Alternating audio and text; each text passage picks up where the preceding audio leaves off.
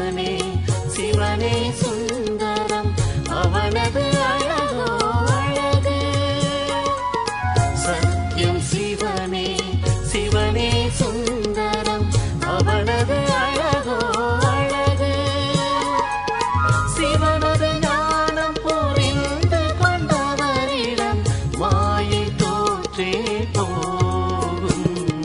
சத்யம் சிவம் சுந்தரம் சத்யம் சிவம் சுந்தரம். ஓம் சாந்தி. Murali date 29/4/2025. Bapdada Madhuban. இந்த முரளியில் பாபா நமக்கு சொல்லியிருக்கக்கூடிய விஷயங்கள் என்ன அப்படின்னா, நினைவை பற்றிய முக்கியத்துவத்தை பாபா சொல்லியிருக்காரு. ஆத்மா என்று உணர்ந்து தேகத்தை மறந்து பரமாத்மா தந்தையை நினைக்கக்கூடிய பயிற்சி மற்றும் இந்த முயற்சி மிக மிக உயர்ந்ததுன்னு சொல்லியிருக்காரு பாபா. நம்மை அனைவரையுமே பாபா இறைவனின் உதவியாளர்கள், நீங்கள் ஈஸ்வரிய குழந்தைகள்னு சொல்லியிருக்கார். அப்போ பாபாட்ட நாம சொல்றோம், என்ன சொல்றோன்றார் பாபா? பாபா, நாம் கல்ப கல்பத்திற்கும் ஆத்ம அபிமானியாகி தங்களது ஸ்ரீமத் படி நடந்து யோக பலத்தின் மூலம் எங்களது விகர்மங்களை விநாசம் செய்வோம் அப்படின்னு யோக பலத்தின் பற்றிய முக்கியத்துவத்தையும் சொல்லியிருக்கார். பாபா சொல்றார், யோக பலம் என்றால் அமைதி பலமாகும்னு யோகத்தின் பலத்தை பற்றியும் சொல்லியிருக்கார். யோகாவில் இல்லாததால்தான் மாயை என்ன பண்ணுறது, சாப்பிட்டுடுதுன்னு சொல்றாரு. அடுத்து பகவான் கற்பிக்கின்றார் என்று குழந்தைகள் புரிஞ்சிருக்கோம் அப்படின்னா பாபா சொல்றார், நியமப்படி படிக்கவும் வேண்டும். அடுத்து செக் பண்றதுக்கான நிறைய பாயிண்ட்ஸும் இன்னைக்கு முரளியில பாபா கொடுத்திருக்காரு. தெய்வீக குணங்கள் உள்ளவர்களாக நாம இருக்கணும், எந்த அசுர குணமும் இருக்கக்கூடாது என்பதை இந்த முரளியில பாபா நல்லா டீப்பா வலியுறுத்தி இருக்காரு. முரளி ஹெட்டிங், இனிமையான குழந்தைகளே, இது உங்களது விலை மதிக்க முடியாத பிறப்பாகும். இந்த பிறவியிலேயே நீங்கள் மனிதனிலிருந்து தேவதை ஆவதற்காக, தூய்மை ஆவதற்கான முயற்சி செய்ய வேண்டும்.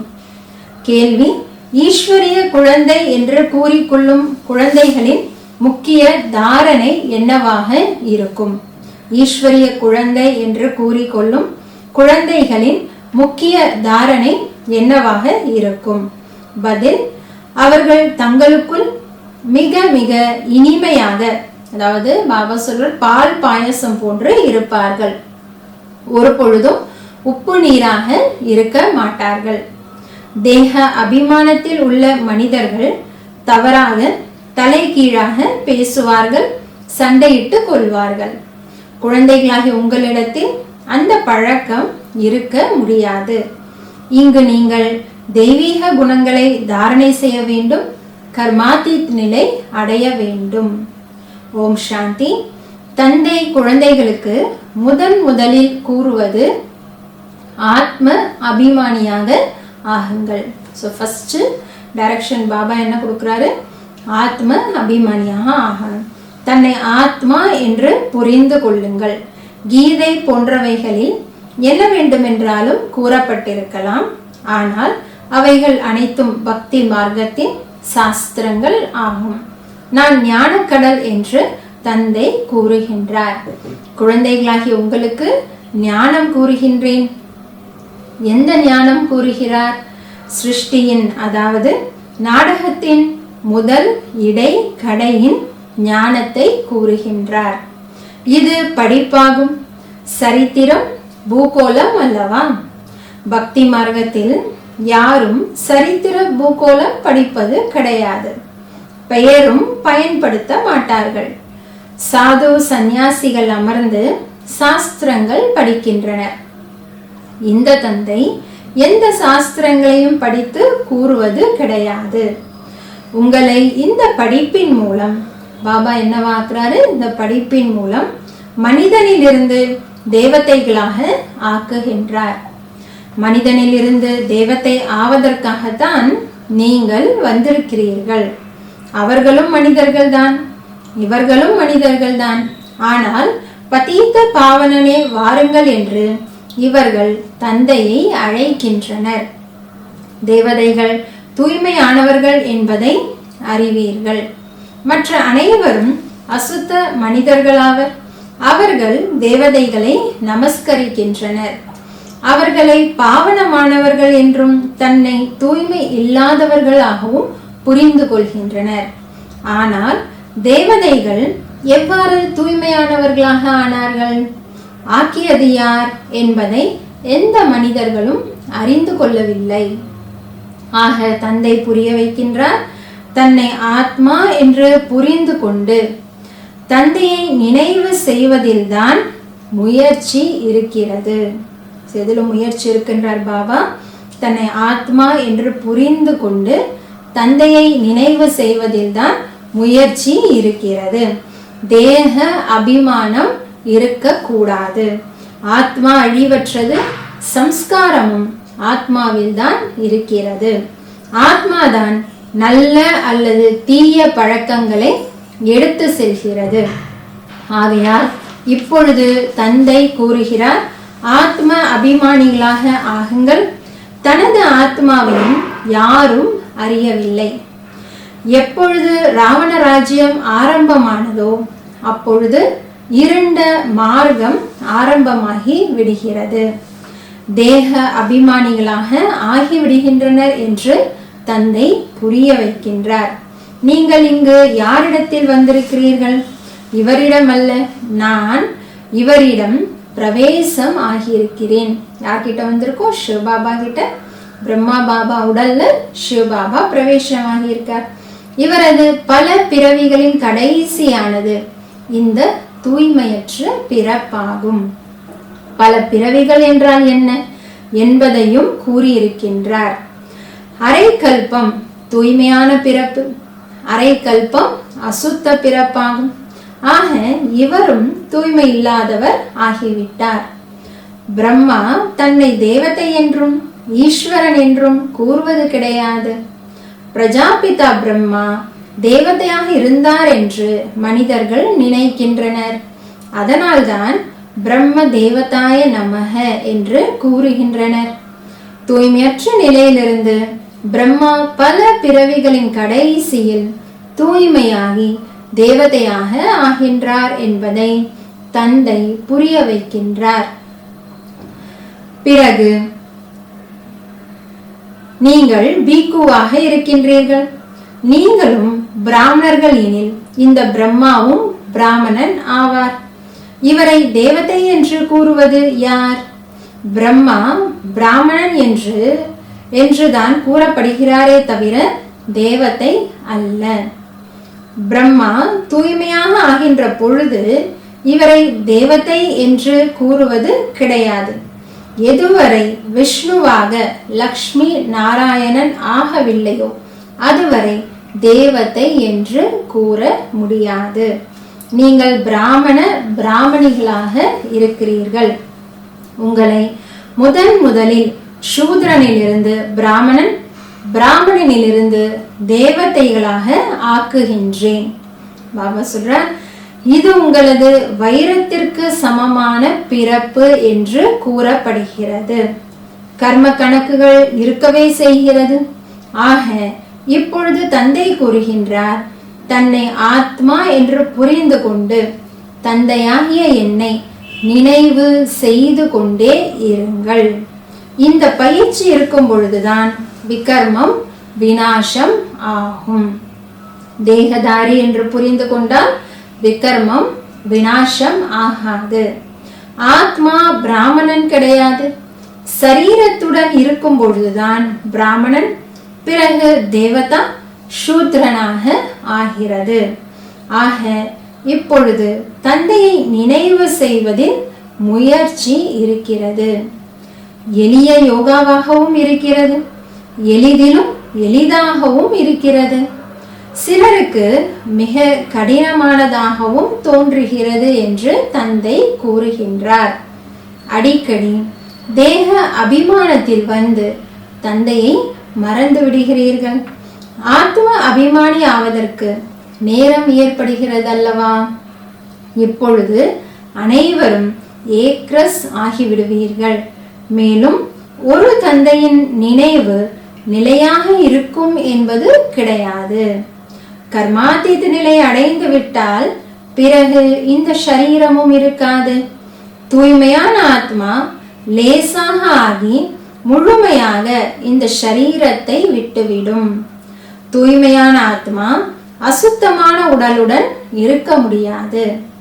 இந்த தாதா வதனம் சென்று விட்டார் என்பது கிடையாது. பிரம்மா பாபா சாக்கரத்தில் இருக்கும் பொழுது நினைவில் தான் அதிக முயற்சி இருக்கிறது என்று இவரும் கூறுகின்றார். தேக அபிமானத்தில் வருவதன் மூலம் தவறாக என்னெல்லாம் தேக அபிமானத்துல வரும்பொழுது நடக்குதுன்றது பாபா சொல்றாரு. தவறாக தலைகீழாக பேசுவது, சண்டையிடுவது போன்றவைகள் நடக்கின்றன. நாம் அனைவரும் ஆத்மாக்கள் சகோதரர்களாக இருக்கின்றோம். பிறகு ஆத்மாவிற்கு எதுவும் ஏற்படாது. தேக அபிமானத்தின் மூலம்தான் பெரும் சண்டைகள் ஏற்பட்டு இருக்கின்றன. இப்பொழுது குழந்தைகளாகிய நீங்கள் ஆத்ம அபிமானிகளாக ஆக வேண்டும். எவ்வாறு தேவதைகள் பார்க்கடல் போன்று இருக்கிறார்களோ அதே போன்று நீங்களும் தங்களுக்குள் மிகவும் இனிமையாக, பாபா சொல்றார், பால் பாயாசம் போல இருக்க வேண்டும். நீங்கள் ஒரு பொழுதும் உப்பு நீர் போன்று இருக்க கூடாது. தேக அபிமானி மனிதர்கள் தான் தவறாக தலை கீழாக பேசுவர், சண்டையிட்டு கொள்வர். குழந்தைகளாகிய உங்களிடம் இந்த பழக்கங்கள் இருக்க கூடாது. இங்கு நீங்கள் தேவதை ஆவதற்காக தெய்வீக குணங்களை தாரணை செய்ய வேண்டும். கர்மாத்தீத் நிலை அடைய வேண்டும். இது ஷரீரம், இந்த உலகம் பழையது, தமோ பிரதானமானது என்பதை அறிவீர்கள். பழைய பொருள், அதன் மீது பழைய சம்பந்தங்களின் மீது கோபப்பட வேண்டி இருக்கிறது. தேக அபிமானத்தின் விஷயங்களை விட்டுவிட்டு தன்னை ஆத்மா என்று புரிந்து கொண்டு தந்தையை நினைவு செய்ய வேண்டும். அப்பொழுதுதான் பாவங்கள் அழியும். பல குழந்தைகள் பாபா சொல்ற நினைவில் தோல்வி அடைகின்றனர். ஞானம் புரிய வைப்பதில் மிக தீவிரமாக செல்கின்றனர். ஆனால் நினைவிற்கான முயற்சி மிகவும் உயர்ந்தது. இந்த முயற்சி மிக உயர்ந்தது என்றார் பாபா. நினைவிற்கான முயற்சி பெரிய தேர்வாகும். அரை கல்பத்தின் பழைய பக்தர்கள் தான் புரிந்து கொள்ள முடியும். பக்தியில் யார் கடைசியில் வருகிறார்களோ அவர்கள் இந்த அளவிற்கு புரிந்து கொள்ள முடியாது. தந்தை இந்த சரீரத்தில் வந்து கூறுகின்றார், ஒவ்வொரு 5000 ஆண்டிற்கு பிறகு வருகிறேன்.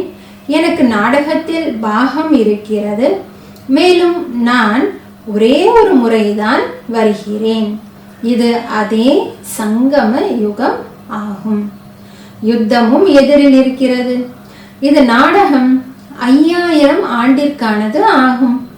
கலியுகத்தின் ஆயுள் இன்னும் 40,000 ஆண்டுகள் இருந்தால் என்ன நடக்கும் என்றே தெரியாது. பகவானே வந்தாலும் கூட நாம் சாஸ்திரங்களின் வழிமுறைகளை விடமாட்டோம் என்று அவர்கள் கூறுகின்றனர். 40,000 ஆண்டுகளுக்கு பின் எந்த பகவான் வருவார் என்பதும் அவர்களுக்கு தெரியாது. கிருஷ்ண பகவான் வருவார் என்று சிலர் நினைக்கின்றனர். சிறிது காலத்தில் உங்களது பெயர் வெளிப்படும். ஆனால் அப்படிப்பட்ட மனநிலை இருக்க வேண்டும். தங்களுக்குள் எப்படி இருக்கணும்ன்றார் பாபா, தங்களுக்குள் மிகுந்த அன்பு இருக்க வேண்டும். நீங்கள் ஈஸ்வரிய குழந்தைகள் அல்லவா, இறைவனின் உதவியாளர்கள். நீங்கள் இறைவனின் உதவியாளர்கள் என்று பாடப்பட்டிருக்கிறது. தூய்மை இழந்துவிட்ட பாரதத்தை தூய்மையாக்குவதில் நாங்கள் பாபாவின் உதவியாளர்கள் என்று கூறுகிறீர்கள்.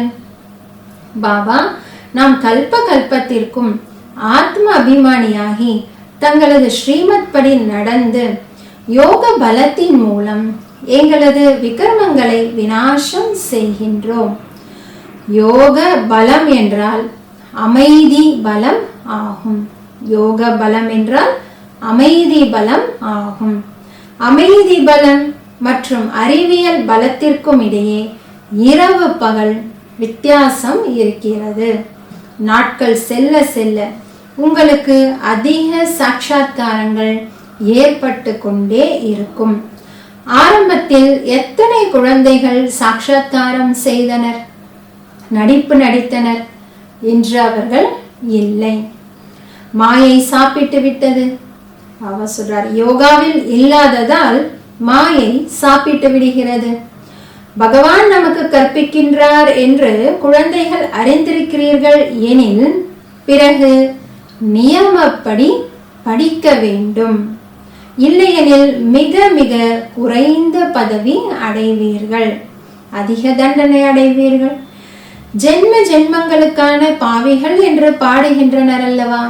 அங்கு சத்யுகத்தில் ராவண ராஜ்யமே இல்லையெனில் விகாரத்தின் பெயரும் எப்படி இருக்க முடியும்? அது சம்பூர்ண நிர்விகாரி ராஜ்யம் ஆகும். அது ராமராஜ்யம், இது ராவண ராஜ்யமாகும். இந்த நேரத்தில் அனைவரும் தமோபிரதானமாக இருக்கின்றனர். ஒவ்வொரு குழந்தையும் தனது மனநிலையை சோதித்து கொள்ள வேண்டும். செக் பண்றதுக்கான பாயிண்ட்ஸ் பாபா இன்னைக்கு நிறைய கொடுத்திருக்காரு. நான் தந்தை நினைவில் எவ்வளவு நேரம் இருக்கின்றேன்? தெய்வீக குணங்களை எந்த அளவிற்கு தாரணை செய்திருக்கிறேன்? தனக்குள் சோதிக்க வேண்டிய முக்கிய விஷயம், எனக்குள் எந்த அவகுணங்களும் கிடையாது தானே? எனது உணவு முறைகள் எப்படி இருக்கிறது? முழு நாளும் எந்த வீண் விஷயம் அல்லது பொய் பேசவில்லை தானே? சரீர நிர்வாகத்திற்காகவும் பொய் பேச வேண்டி இருக்கிறது அல்லவா?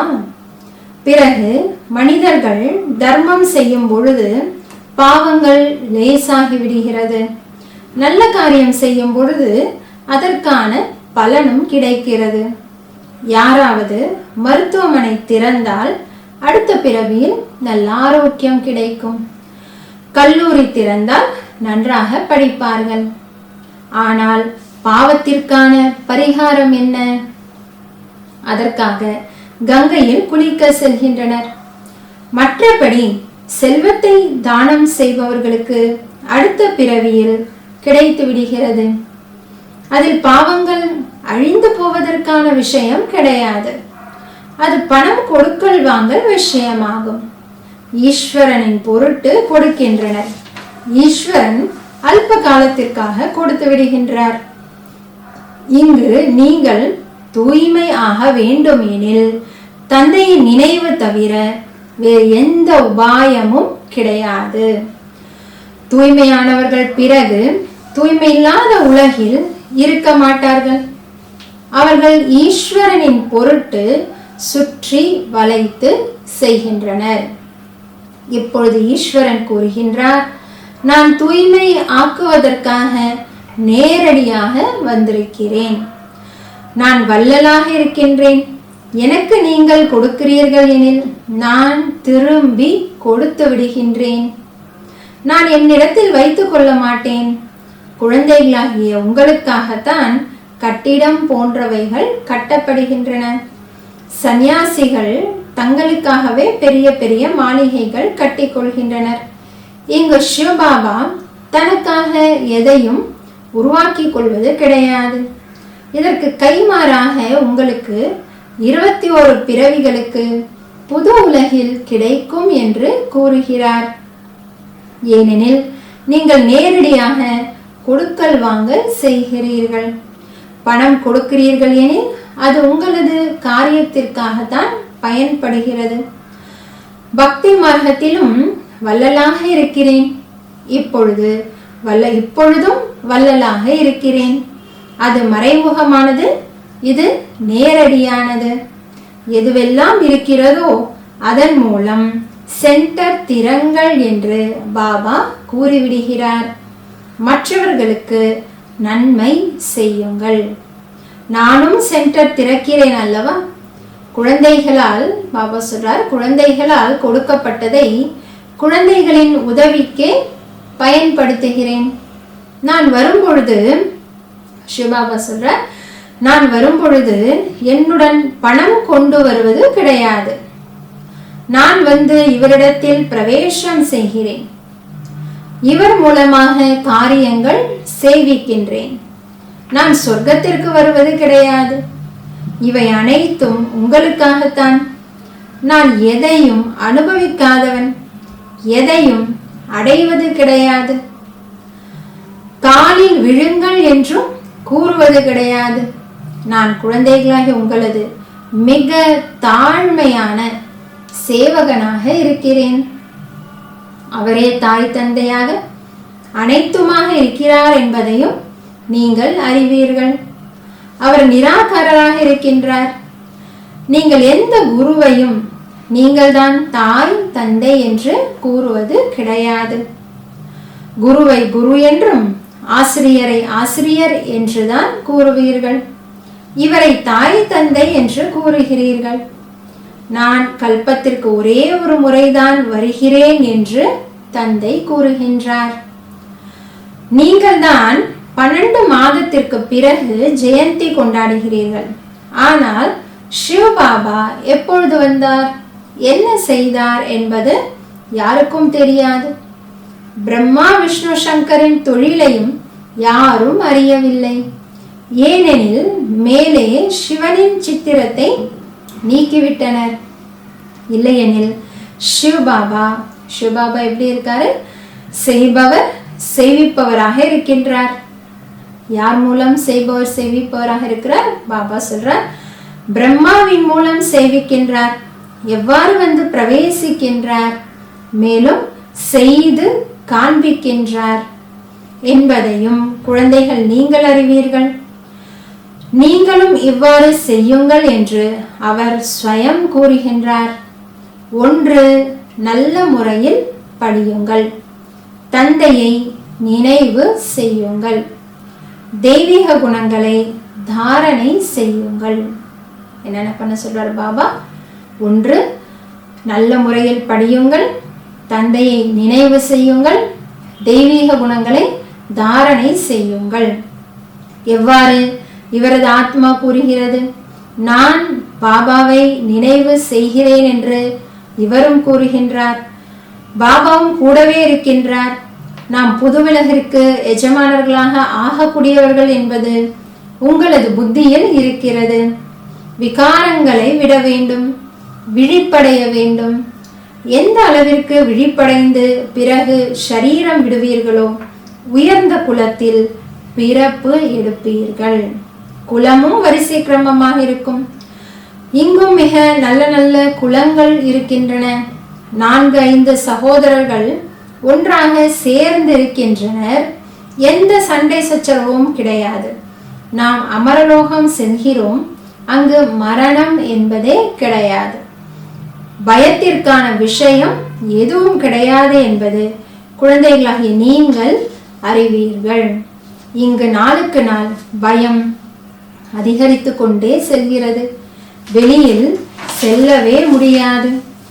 இந்த படிப்பு கோடியில் சிலர் மட்டுமே படிக்க முடியும் என்பதை அறிவீர்கள். சிலர் நல்ல முறையில் புரிந்து கொள்கின்றனர். மிக நன்றாக இருக்கிறது என்று எழுதவும் செய்கின்றனர். இப்படிப்பட்ட குழந்தைகளும் அவசியம் வருவார்கள். ராஜ்யம் ஸ்தாபனை ஆகிய தீர வேண்டும் அல்லவா? இன்னும் சில காலம்தான் பாக்கி இருக்கிறது. யார் நினைவு யாத்திரையில் தீவிர வேகத்தில் செல்கிறார்களோ அவ்வாறு முயற்சி செய்யும் குழந்தைகளின் மகிமையை தந்தை மிக மிக அதிகமாக பாடுகின்றார். முக்கிய விஷயம் நினைவு ஆகும். இதன் மூலம் பழைய கணக்கு வழக்கு முடிவடைகிறது. பாபா, நான் தினமும் இவ்வளவு மணி நேரம் நினைவு செய்கிறேன் என்று சில குழந்தைகள் எழுதுகின்றனர். இவர் அதிக முயற்சியாளர் என்று தந்தை புரிந்து கொள்வார். முயற்சி செய்ய வேண்டும் அல்லவா? அதனால்தான் தந்தை கூறுகின்றார், தங்களுக்குள் ஒரு பொழுதும் சண்டையிட்டுக் கொள்ள கூடாது. இது மிருகங்களின் வேலையாகும். சண்டையிட்டுக் கொள்வது என்பது தேக அபிமானம் ஆகும். தந்தையின் பெயரை கெடுத்து விடுகிறீர்கள். சத்குருவை நிந்திப்பவர்களால் நிலைத்திருக்க முடியாது என்று தந்தையை பற்றி தான் கூறப்பட்டிருக்கிறது. இதை சாதுக்கள் தனதாக்கி கொண்டனர். ஆக தாய்மார்கள் அவர்களிடத்தில் அதிகம் பயப்படுகின்றனர். எந்த சாபமும் அடைந்து விடக்கூடாது. நாம் மனிதனிலிருந்து தேவதையாக ஆகிக் கொண்டிருக்கிறோம் என்பதை இப்பொழுது நீங்கள் அறிவீர்கள். உண்மையிலும் உண்மையான அமரக்கதை கேட்டுக்கொண்டிருக்கிறோம். ஸ்ரீ லக்ஷ்மி நாராயணன் பதவி அடைவதற்காகத்தான் நாம் இந்த பாடசாலைக்கு வருகிறோம் என்று கூறுகிறீர்கள். வேறு எங்கும் இவ்வாறு கூறுவது கிடையாது. இப்பொழுது நாம் நமது வீட்டிற்கு செல்கிறோம். இதில் நினைவிற்கான முயற்சி முக்கியமானது ஆகும். அரை கல்பம் நினைவு செய்யவில்லை. இப்பொழுது இந்த ஒரே ஒரு பிறவியில் நினைவு செய்ய வேண்டும். நினைவு செய்ய வேண்டும். தெய்வீக குணங்களை கடைபிடிக்க வேண்டும். ஏதேனும் பாவ காரியங்கள் செய்தால் பல மடங்கு தண்டனை பெற வேண்டியிருக்கும். முயற்சி செய்து தன்னை முன்னேற்றமடைய செய்ய வேண்டும். ஆத்மாதான் ஷரீரம் மூலம் படித்து வக்கீல் அல்லது டாக்டர் போன்று ஆகின்றதல்லவா? இந்த லக்ஷ்மி நாராயணன் பதவி மிகவும் உயர்ந்தது அல்லவா? நாளடைவில் உங்களுக்கு அதிக சாட்சாத்காரம் ஏற்படும். நீங்கள் சர்வோத்தம பிராமண குலத்தை சார்ந்தவர்களாக இருக்கிறீர்கள். சுயதர்ஷன சக்கரதாரிகளாக இருக்கிறீர்கள். கல்பத்திற்கு முன்பும் இந்த ஞானம் உங்களுக்கு கூறியிருந்தேன். மீண்டும் உங்களுக்கு கூறுகின்றேன். நீங்கள் கேட்டு பதவி அடைகிறீர்கள்.